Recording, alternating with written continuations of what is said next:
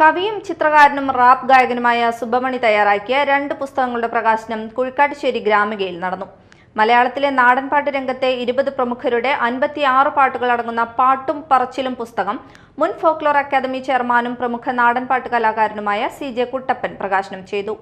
Unnimaya KV ഏറ്റുവാങ്ങി. രാഷ്ട്രീയ സാമൂഹ്യ സാംസ്കാരിക വെളിപാടുകളുടെ കാഴ്ചപ്പാടുകളുടെ പ്രശ്നമാണ് അനിവാര്യമായി അത് ഈ പുസ്തകത്തിൽ ഞാൻ കാണും.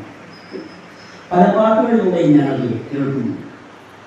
അതിൽ കേരളത്തിൽ നിന്ന് അറിയപ്പെടുന്ന ഒട്ടനവധി പാട്ടുകൾ 989 999 98 കാലയളവ് എൻ്റെ ഓർമ്മയിൽ ഞാൻ DV കോളേജിൽ ചെല്ലുമ്പോൾ അന്നത്തെ അവിടുത്തെ വിദ്യാർത്ഥികളിൽ 2 പേരാണ് ബാലതിയും Mathai.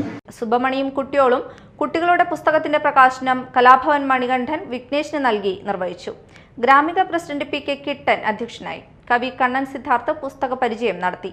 VK Sreedharan, Ranjini Shinekumar, doctor MK Mukundan, EK Mohandas, Subbamani എന്നിവർ സംസാരിച്ചു.